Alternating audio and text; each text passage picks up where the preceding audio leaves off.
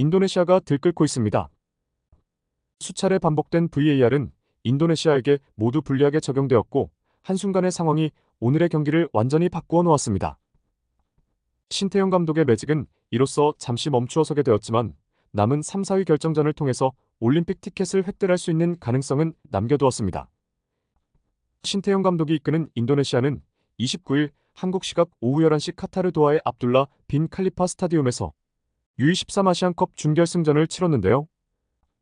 우즈베키스탄은 인도네시아를 개인 기량에서 압도하며 주도적인 전반전을 보냈습니다. 계속된 찬스에서 인도네시아 선수들의 몸을 던지는 투혼이 나오면서 전반은 0대 0으로 마쳤는데요. 우즈베키스탄의 점유율이 62%였고 슈팅 또한 11개나 시도했지만 인도네시아가 잘 막아내며 전반전을 버텨냈습니다. 후반 들어서도 인도네시아는 역습을 통하여 골을 노리려 했지만 우즈베키스탄 선수들에게 번번이 끊기며 제대로 된 공격 한번 하지 못했습니다. 그러던 중 인도네시아가 아르안의 센터링이 혼잡 과정에서 무하메드 페라리의 골로 승기를 잡는 듯 했으나 VAR 판독 결과 오프사이드로 판정되면서 인도네시아의 선수들은 실망감을 감추지 못했습니다. 결국 이 상황으로 바로 얼마 지나지 않아 우즈베키스탄의 선제골이 터졌는데요. 인도네시아 선수들의 멘탈이 부서지기 시작했습니다. 이어진 공격에서도 수차례 위기 상황을 허용하기 시작했는데요. 시간이 지나면서 양팀의 실력은 더욱 극명히 드러났습니다. 설사가상으로 인도네시아는 퇴장까지 발생되었는데요. 리즈키리도가 공을 걷어내면서 우즈베키스탄 선수의 급소를 가격했는데요. VAR을 거치며 퇴장이 결정되었고 인도네시아로서는 상당한 타격감을 입을 수밖에 없었습니다. 리즈키리도는 수비에서의 중추적인 역할을 하는 선수로 다음 경기에도 나올 수 없게 되었는데 선수층이 얇은 인도네시아로서는 매우 아쉬웠던 순간입니다. 이후 우즈베키스탄은 프리킥 과정에서 다시 한 골을 추가하며 인도네시아의 의지를 꺾었습니다. 이렇게 인도네시아는 우즈베키스탄에게 2대 0의 완패를 기록하게 되었습니다. 우즈베키스탄은 올림픽 진출이 확정되었고 인도네시아는 3, 4위 결정전을 통해서 올림픽 티켓을 노려볼 수 있겠는데요. 경기 전부터 인도네시아는 열띤 응원을 펼쳤는데요. 우즈베키스탄은 조별 예선 3전 전승의 8강전에서 우승후보 전대회 챔피언인 사우디아라비아를 2대 0으로 승리하며 12득점 무실점으로 이번 대회 최고의 팀으로 평가받고 있는데요. 인도네시아 축구 팬들은 4강전 우즈베키스탄에 패배하더라도 만족할 준비가 되었다는 반응을 보였습니다. 이런 분위기는 이전에도 볼 수 있었습니다. 지난 1월 아시안컵에서 16강에 진출한 순간 인도네시아는 열광하며 선수들은 신태용의 호텔방으로 달려가 침대 위로 넘어뜨리는 등 국가 전체가 흥분에 휩싸인 적이 있었습니다. 그리고 이번에도 마찬가지로 인도네시아는 다시 한번 동화 같은 순간을 경험하게 되었습니다.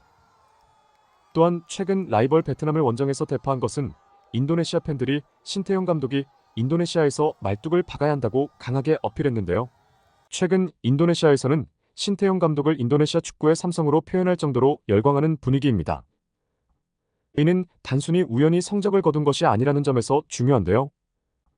인도네시아 국대가 여러 가지 문제를 안고 있던 가운데 신태용 감독은 스마트하게 이를 해결했습니다. 먼저 이중 국적자를 대거 영입했습니다. 현재 인도네시아 대표팀에는 네덜란드 이중 국적자를 비롯해 12명이 등록되어 있습니다. 이는 신태용 감독이 축구협회를 통해 외국인 선수들을 적극적으로 귀화시킨 성공한 결과입니다. 이들은 모두 피파 규정을 준수한 선수들로 인도네시아 축구의 유럽의 경험이 녹아들게 되었습니다. 그러나 새로운 선수들을 팀에 통합하는 것은 쉬운 일이 아니었습니다. 기존 선수들과의 호흡 문제를 해결하는 것은 어려운 일이었지만 신태용 감독은 빠른 시일 내에 이를 성취하는 능력을 보여주었습니다. 이 과정에서 기존 선수들 중 몇몇은 팀에서 물러나야 했고 이로 인해 축구협회의 일부 관계자들이 불만을 표했습니다. 또한 인도네시아 축구협회의 지원이 한국과 마찬가지로 축구 발전을 저해하는 요소였습니다. 그러나 신태용 감독은 이 모든 어려움을 지혜롭게 극복했습니다. 특히 최근 축구협회 회장의 교체가 이루어지면서 신태용 감독을 향한 전폭적인 지원이 이어지고 있습니다. 이제 능숙한 선수단 관리 능력으로 인도네시아 축구를 완전히 휘어잡은 신태용 감독은 뛰어난 지도력 아래 U23 대표팀과 함께 아시아의 강호 호주를 이기고 중동의 복병인 요르단과 또 다른 우승 후보 한국을 격침시켰습니다. 한국전이 끝나자 인도네시아에서 신태용 감독은 실검 1위를 찍으며 인기를 과시하고 있는데요. 사실 이 성과만 해도 이미 신태용은 한국의 2002 월드컵 4강급 이상의 기적을 연달아 일으킨 것이나 다름이 없습니다. 신태용은 이미 인도네시아의 영웅이 되었고 그 위상과 영향력은 이제 베트남의 박항서와 비견될 정도였습니다.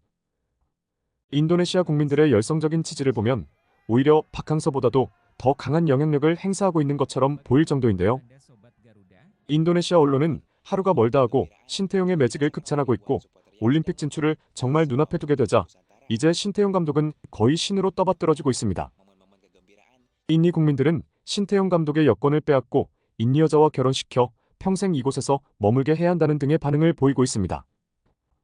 사실 박항서가 떠난 후 베트남 축구가 다시 쇠퇴하는 것을 보았기 때문에 인니 축구가 앞으로도 아시아에서 강호로 자리 잡기 위해서는 신태용의 존재가 필수불가결하다 볼 수 있는데요. 이전부터 인니 축협은 신태용 감독과 재계약을 체결하기 위해 열성을 다하고 있었습니다. 그리고 딱 한국과의 경기가 열리기 전날 밤에 축협 회장의 인스타를 통해 신태용 3년 추가 재계약 소식이 전해졌죠.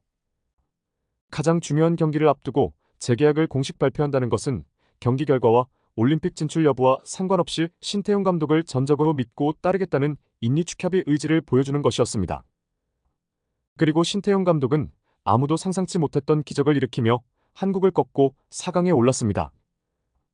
축협이 감독을 믿어주니 감독도 이에 보답해준 것이라 볼 수 있습니다. 이러한 모습은 한국 축구계가 본받아야 할 태도로 보여집니다. 특히 최근 태국과 말레이시아, 인도네시아를 비롯해 피파 랭킹 100위권 밖에 있는 동남아 국가들이 오히려 행정에 있어서는 대한축구협회보다 나은 모습을 보여주고 있기 때문에 참 비교가 되는 상황입니다. 신태용 감독은 2018 러시아 월드컵에서는 피파 랭킹 1위 독일을 이기고 귀국했지만 해단식에서 계란 세례를 맞았는데요. 유능하고 젊은 감독을 땜빵으로만 돌려쓰고 내쳐버린 무능한 축구협회는 반성해야 합니다. 당시 재계약이나 프로세스를 가지고 신태용 감독을 조금 더 오랜 시간 가져갔다면 한국 축구는 분명 달라졌을 것입니다. 인도네시아로 넘어간 신태용 감독은 아이러니하게도 수상식장에서 꽃다발 세례를 받았는데요. 한국과 극명하게 비교되는 상황이었습니다. 이상으로 오늘의 소식을 마치도록 하겠습니다. 구독과 좋아요 부탁드립니다. 댓글창은 항상 열려있으니 여러분들의 소중한 의견을 많이 남겨주세요. 항상 좋은 채널이 되도록 노력하겠습니다. 끝까지 시청해주셔서 감사합니다. 남은 시간도 행복하게 보내세요.